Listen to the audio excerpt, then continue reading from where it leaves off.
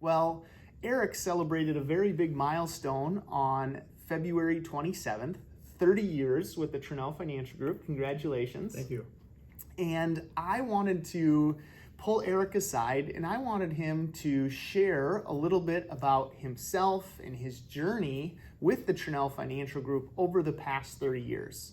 So this is a great opportunity for us to get to know Eric. We get to celebrate him and his milestone of what he's accomplished, because you don't hear about 30 years too often in any one organization. So Eric, again, congratulations. But why don't you just share with the team a little bit about yourself? I know Thank you for having me here.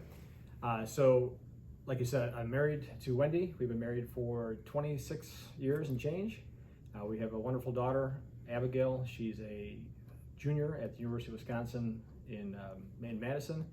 And we have a little dog named Lambo, who is a lot of fun. I grew up in Kenosha, Wisconsin, so moved to Libertyville 16 years ago.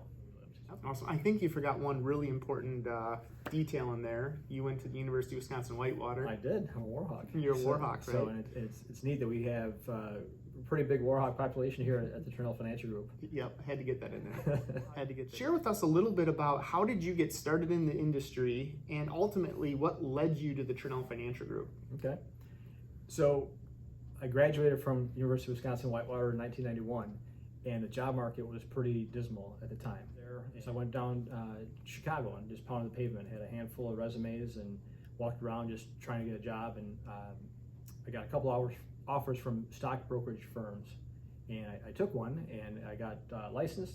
I did a lot of cold calling, We had to get licensed on the East Coast, where you lived, and then the West Coast, so we could call from 7 o'clock in the morning to 9 o'clock at night and just cold calling all day long. And quickly found out that I didn't like the environment. It was very, the movie Wall Street, the movie Boiler Room. It was more like Boiler Room. I wish I wrote that movie, because the experience I had was very similar to that, where it's just some people were doing stuff they really shouldn't have been doing. I didn't want to be part of that. So I had my licenses and just had a bad taste in my mouth about the industry. And so I went and I took a job at a credit union in lending. And through my calls, I called my old boss at Whitewater. So it's a boss that you had, it's a boss that Rock had. And so I called and talked to John, and John said, hey, there's a guy doing something, I think it's the same business as you. He's in Northbrook, you may want to talk to him. So I called up Rock Tranel and met him in Northbrook and talked about what he was doing, how he was doing it. And I said, this is what I want to be doing. He said, it's financial planning, it's not selling the hot stock of the day. And it was a lot different than what I'd experienced. It was something I wanted to do. So I got into the business with Money Concepts and Rock on a part-time basis. So I had my lending job, and the credit union, the way they wanted you to work Saturdays, so they gave you a day off in the week. So I would work evenings. I'd work every Wednesday full-time with building up a financial planning business, and then Saturdays after work on there. But it was just, I just enjoyed it so much that it didn't feel like I was working so many hours. And I would build that business and just eventually said goodbye to the credit union and went full-time in financial planning. Awesome. So you have seen a lot over 30 years, right? Mm-hmm. Highs, lows, gone through several changes. So Eric, what are some of the highlights that stand out to you over the 30 years that you've been with the Tranel Financial Group? A lot of things over 30 years. I'll share some with you that come to mind right away when you say that. One is my first office. So the office itself, when I first met Rock, he was in Northbrook, and he was just in the process of moving to Libertyville. And he got a 900 square foot office on Lake Street, which was right next to a dry cleaner and right next to a t-shirt shop. He had another rep in his office. So there was two offices. So my office was the furnace room. So that's where the junk was kept, that's where your coat was kept, that's where the files were kept. And I literally had to pull out a file drawer, put like a piece of wood on there and balance the stuff on there. That was my desk. So it wasn't very glamorous, but it worked. Besides the two offices, there was a conference room and had a table just like this. This actually may be the original table. The furnace room and the conference room were right next to the boiler of the dry cleaner next door, and those rooms got hot. So I didn't want to be in my office in the furnace room. I wanted to be in the conference room when the boiler wasn't as hot. So my goal was to set up as many appointments as I could. So that was a driving force to get people in the office and get them in that office in the right time slots. The things that stand out are really just the relationships that I built with team members, relationships I built with clientele, relationships built with vendors and people that are key to our business. Yeah, we still got clients of Cima, I see from time to time when we're looking at those reports, and I know you're always like, oh, I know that person. That was one of the ones that I started with when I came here. So those are really cool. It's why we do part of why we do that. You know what's really neat is when Tony will say, Eric, so-and-so's coming in on this date. They asked if you're going to be here that day, so I'll pop in at a certain time and just meet with them. It's just that's so gratifying, and just when people come in and they remember that, well, I remember when you started out, you were this punk little kid or whatever, I was 22 starting out, but they trusted me, right? And there was something there. We built rapport. They didn't have to, but they did, and that's just neat hearing stories that people that I met that were single, then they found a spouse and they had a family, then they put those kids through school and they're approaching retirement, or people who were along the way and closer to retirement and helped them retire, and then help pass the money along to their kids and stuff. So it's been a neat journey. Very good. How about when you made a decision to go from sales into operations, right? That had to be a pivotal moment. I would say just be a good student.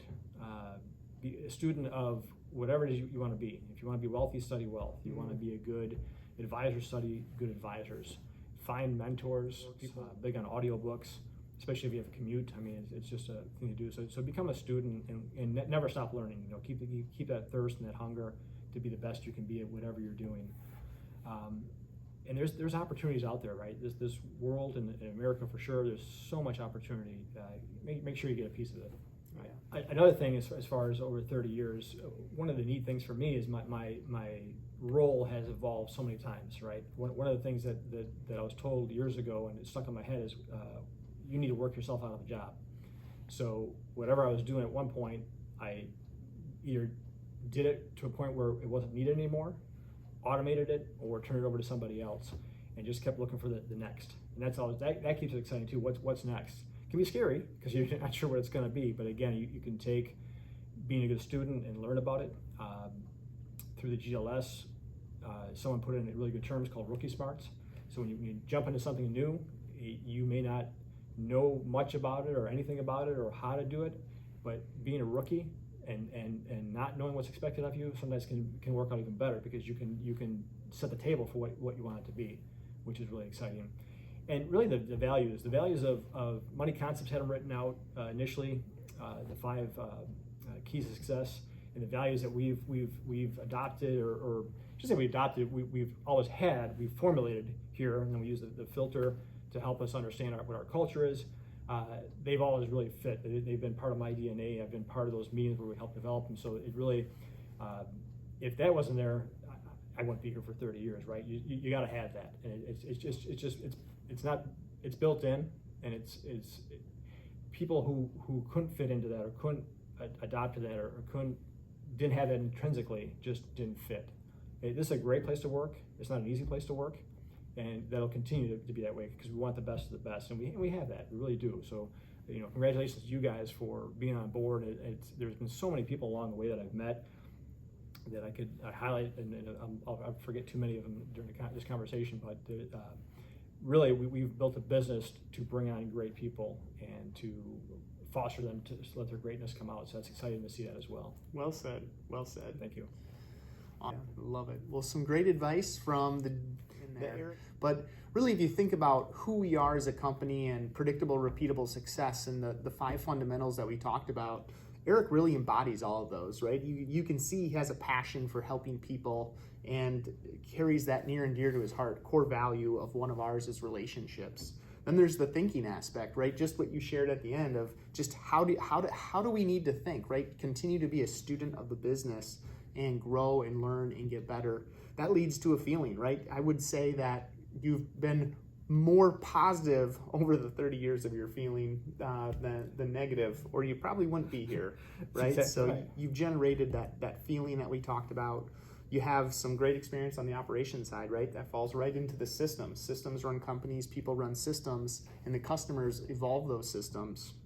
And then lastly comes down to the results. And as you talk about exciting future that we're looking forward, going to be surpassing 6,010,000 this year in GDC, which would be an all-time high for us. It's pretty exciting. It's very exciting. So thank you again for all you've done. My pleasure.